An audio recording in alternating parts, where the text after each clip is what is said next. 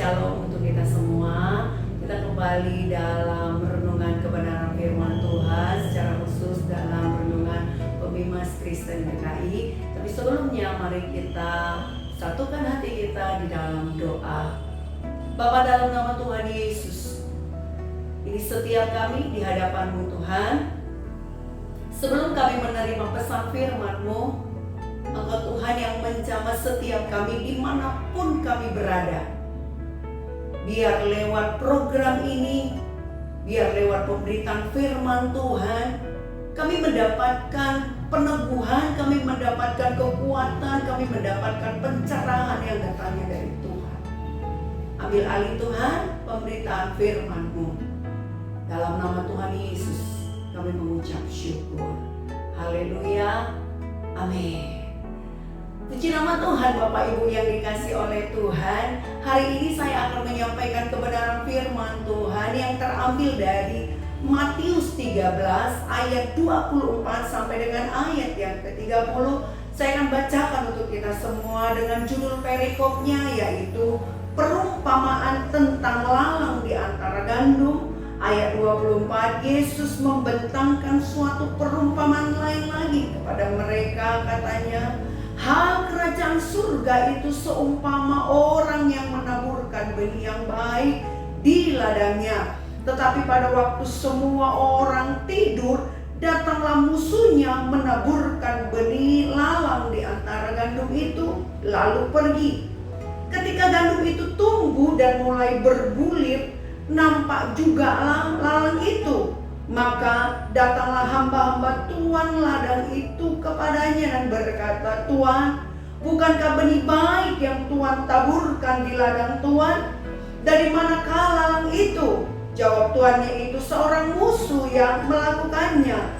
Lalu berkatalah hamba-hamba itu kepadanya, jadi maukah Tuan supaya kami pergi mencabut lalang itu? Tetapi ia berkata, jangan, sebab mungkin gandum itu ikut tercabut pada waktu kamu mencabut lalang itu. Biarkanlah keduanya tumbuh bersama sampai waktu menuai. Pada waktu itu aku akan berkata kepada para penuai, kumpulkanlah dahulu lalang itu dan ikatlah berberkas-berkas untuk dibakar. Kemudian kumpulkanlah gandum itu ke dalam lumbungmu. Puji nama Tuhan. Bapak Ibu yang dikasih oleh Tuhan, dari pembacaan kebenaran firman Tuhan, saya akan memberikan tema, yaitu dewasa dalam Tuhan. Berbicara tentang dewasa dalam Tuhan, ini artinya kita harus menjadi anak Tuhan yang tidak lagi mementingkan diri sendiri. Sekali lagi, berbicara tentang dewasa dalam Tuhan, artinya kita tidak mementingkan diri sendiri lagi. Dan kita lebih mengarahkan hidup kita untuk mementingkan kehendak Kristus. Dalam khotbah hari ini saya akan membagikan dalam 3 poin. Ya. Nats yang telah kita baca tentang ilalang dan gandum tumbuh bersama-sama.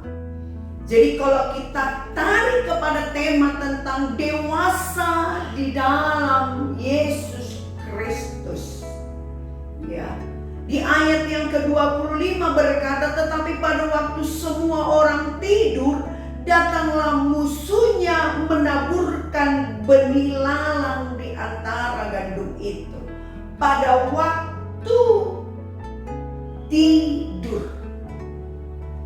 Ya. Jadi Bapak Ibu yang dikasih oleh Tuhan, Tuhan mau mengingatkan kepada setiap kita bahwa musuh kita iblis itu selalu akan berusaha memberikan benih-benih jahat. Dalam teks ini yaitu apa? Ilalang, benih ilalang. Dan dia memberikannya pada waktu tertidur. Artinya kalau kita dewasa di dalam Yesus Kristus Tuhan, memahami firman Tuhan, maka kita hendaknya, poin yang pertama, yaitu menjadi anak-anak Tuhan yang tetap terus berjaga-jaga. Jadi ciri-ciri anak Tuhan yang sudah dewasa di dalam Yesus Kristus Tuhan itu yang pertama akan terlihat, hidupnya tetap terus berjaga-jaga dalam pengiringan akan Tuhan. Artinya jangan pernah kita terlena. Karena apa? Musuh selalu mengintai kita. Musuh selalu mengincar orang-orang yang terlena. Oleh sebab itu, mari setiap kita Bapak Ibu yang dikasih oleh Tuhan dimanapun kita berada, tetaplah terus berjaga-jaga. Tuhan memberikan benih terbaik, tetapi tetap ada hal-hal di luar dari apa yang bisa dia jaga. Tetap ada iblis yang berusaha untuk menanamkan benih jahat atau hina. Jadi mari setiap kita jangan pernah buka celah, tetaplah terus berjaga-jaga. Ya, dewasa di dalam Tuhan artinya sudah punya pemahaman yang baik bahwa pengiringan kita akan Tuhan tidak selalu berjalan mulus. Oleh sebab itu perlu berjaga-jaga. Jangan menjadi orang yang sudah merasa melayani Tuhan, sudah punya persekutuan yang intim dengan Tuhan, akhirnya menjadi terlena. Hari ini mari sadar yuk, iblis itu sangat-sangat licik. Tetaplah berjaga-jaga.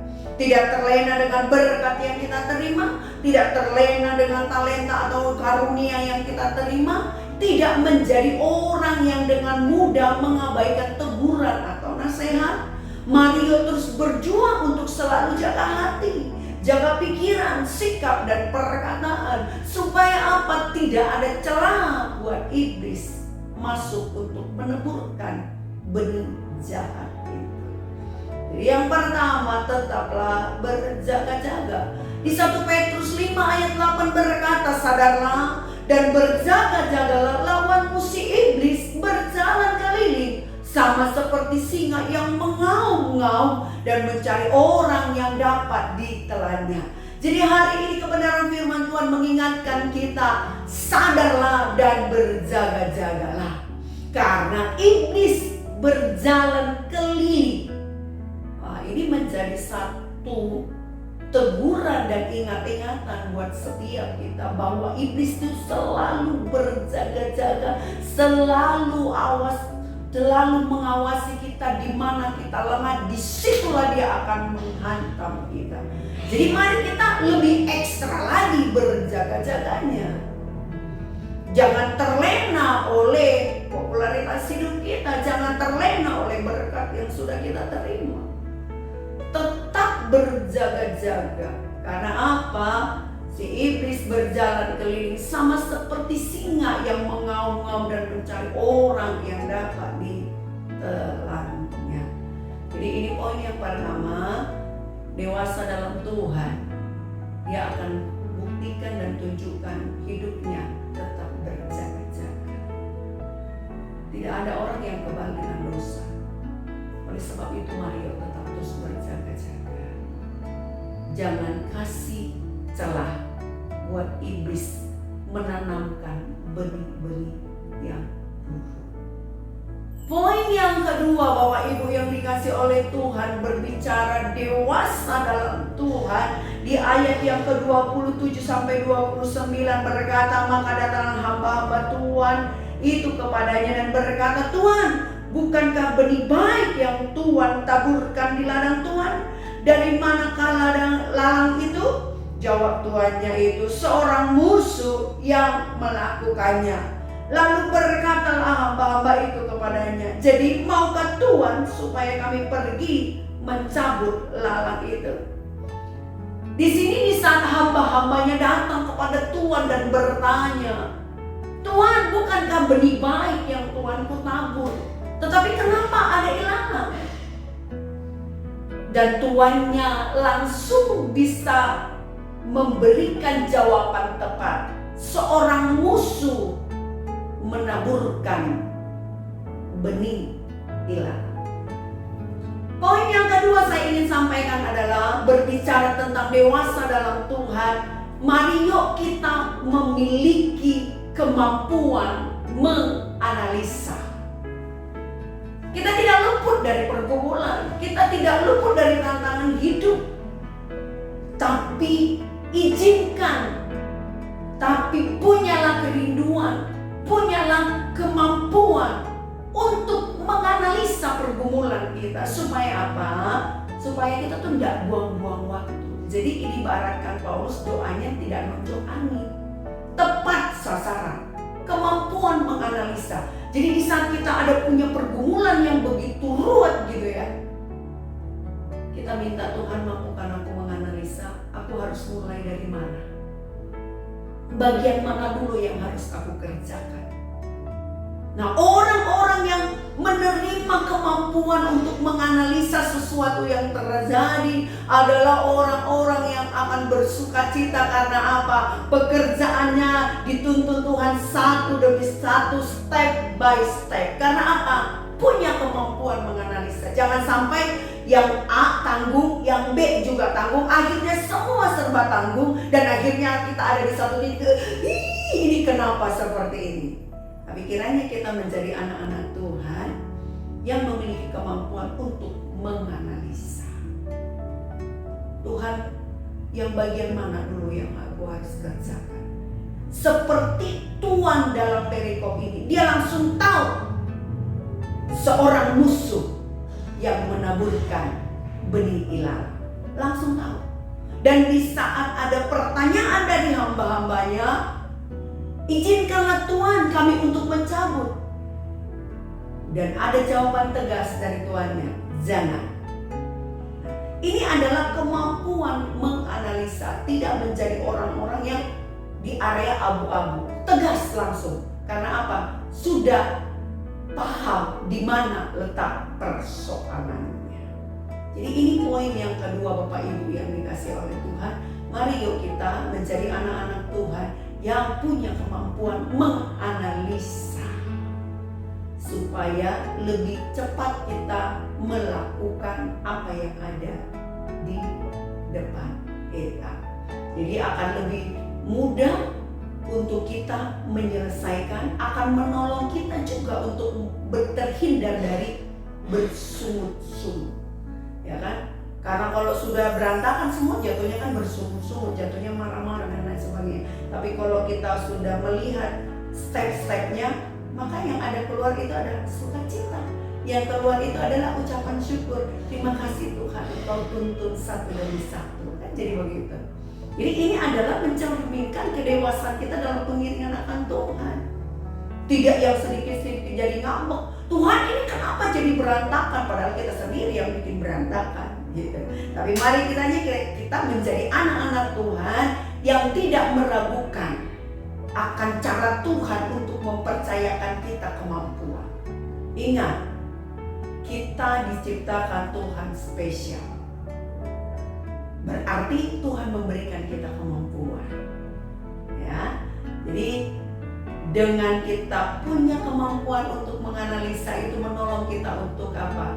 Bisa berdamai dengan keadaan, bisa menerima kenyataan, bisa menjadi langkah-langkah kita tuh jadi terarah, tidak buang-buang waktu lagi.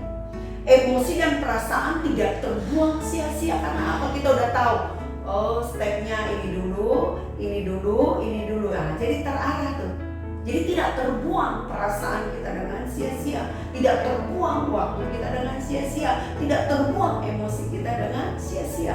Jadi ini poin yang kedua. Mari yuk minta kepada Tuhan kemampuan untuk menganalisa, seperti Tuhan yang menaburkan benih ini. Dia langsung tahu ada musuh yang menaburkan benih ilalang. Waktu ada pertanyaan, boleh kami cabut benih ilalangnya? Tuannya menjawab, jangan. Ya. Jadi ini adalah kemampuan yang sangat-sangat luar biasa. Kiranya kita diberikan oleh Tuhan kemampuan untuk menganalisa apa yang sedang kita hadapi. Dan itu akan menolong kita untuk mengerjakan segala sesuatunya lebih efisien lagi. Ya. Jadi Bapak Ibu yang dikasih oleh Tuhan, di poin yang ketiga, dan ini adalah poin yang terakhir, berbicara tentang dewasa dalam Tuhan. Yang ketiga yaitu sabar menunggu waktunya. Di ayat yang ke-30 perhatikan, biarkanlah keduanya tumbuh bersama sampai waktu menuai. Ya, jelas kebenaran firman Tuhan. Biarkanlah keduanya tumbuh bersama sampai waktu menuai. Ya.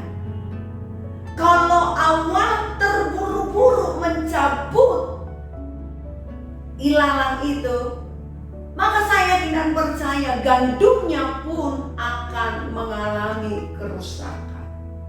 Jadi makanya Tuhan yang berkata, biarkanlah keduanya tumbuh bersama-sama sampai waktu menuai. Jadi poin yang ketiga, dewasa dalam Tuhan sudah mengerti bahwa waktu Tuhan adalah waktu yang terbaik. Jadi jangan sampai pengiringan kita akan Tuhan menjadi sia-sia karena kita tidak sabar menunggu waktunya. Tuhan mau setiap kita masuk dalam penuaian itu. Karena apa? Tuhan kita, Yesus Kristus, kita ini adalah benih terbaiknya. Sekali lagi, Tuhan kita adalah Yesus Kristus. Sang majikan kita itu adalah Yesus Kristus. Dan kita ini adalah benihnya, benih terbaiknya. Jadi dia sudah ukur, dia sudah paham betul. Kalau ilalangnya dicabut, benihnya juga akan mengalami guncangan. Tidak hanya sekedar guncangan, bahkan mungkin akan mengalami yang namanya mati. Makanya dengan tegas berkata, tidak dicabut. Jadi dikatakan di ayat yang ke-30, biarkanlah keduanya tumbuh bersama sampai waktu menuai. Pada waktu itu aku akan berkata kepada penuai, kumpulkan dahulu lalang itu dan ikatlah berberkas-berkas untuk dibakar. Jadi salah satu ciri orang dewasa ialah kesabarannya. Kesabaran dalam hal menunggu waktunya Tuhan. Jadi kalau kita memahami Tuhan mengizinkan kita untuk tumbuh bersama-sama ilalang dan gandum, ya. Jadi mulai hari ini mungkin ada banyak orang-orang yang Tuhan tempatkan di sekitar kita yang bikin kita kesel, yang bikin kita emosi, yang bikin kita marah. Ingatlah kebenaran firman Tuhan ini. Ternyata kita harus tumbuh bersama. Tapi satu hal yang harus kita pahami, kita adalah benih gandumnya Tuhan. Mungkin engkau berkata, Tuhan kenapa kau tidak angkat pergumulan ini? Tuhan kenapa kau cabut ilalang ini? Ingat, Tuhan mau kita sampai pada garis akhir, yaitu apa? Penuaian. Karena kalau dicabut di tengah jalan, kita tak akan masuk kepada penuaian. Itulah yang menjadi goal Tuhan atas hidup kita. Jadi ingat, adanya pergumulan itu bukan berarti Tuhan tidak memperhatikan, bukan berarti Tuhan kita tidak sayang, tetapi karena Tuhan sangat sayang dengan kita sebagai gandumnya, maka tidak dicabut. Karena kalau dicabut akan ada hal lain yang terjadi. Kemungkinannya bisa kita jadi mati. Jadi tidak akan masuk dalam apa penuaian. Jadi hari ini Bapak Ibu yang dikasih oleh Tuhan, mari yuk sabar menantikan waktunya Tuhan. Supaya apa? Rencana Tuhan semula itu kita masuk dalam penuaian itu benar-benar kita mengalaminya. Jadi tetaplah bersabar menunggu waktunya Tuhan. Karena ternyata tujuan Tuhan adalah demi kita gandumnya. Ternyata tujuan Tuhan adalah demi keutuhan hidup kita. Jadi bersabar sedikit sampai masuk dalam penuaian. Dan Tuhan berkata, benih ilalang itu akan diikat dan dibakar dan kita akan dimasukkan ke dalam lumbung. Saya berdoa kiranya Bapak Ibu dimanapun berada memahami bahwa waktu Tuhan itu adalah waktu yang sangat luar biasa, yang mungkin saat ini kita tidak pahami. Tapi mari yuk kita belajar dewasa di dalam Tuhan, melihat segala sesuatu yang terjadi bukan karena Tuhan tidak sayang, tetapi mari pandang itu sebagai cara Tuhan supaya kita utuh. Tapi mari pandang tekanan itu sebagai cara Tuhan supaya kita gandumnya tidak rusak. Jadi jangan langsung terburu-buru curiga kepada Tuhan. Mari semakin dewasa dalam pikiran kita, mari semakin dewasa dalam ketajaman roh kita, mari kita semakin didewasakan dalam karakter kita. Tuhan Yesus menolong dan memberkati kita dimanapun kita berada. Mari kita berdoa. Terima kasih Tuhan, kebenaran firman-Mu telah disampaikan bagi setiap kami. Tolong kami Tuhan, supaya setiap kami dewasa seperti yang Tuhan mau. Tidak terburu-buru curiga akan sesuatu yang terjadi atas hidup kami. Mampukan kami Tuhan untuk menganalisa segala sesuatu yang terjadi, supaya kehidupan kami tidak semakin berantakan, tetapi semakin tertata, karena kami diberikan kemampuan untuk menganalisa.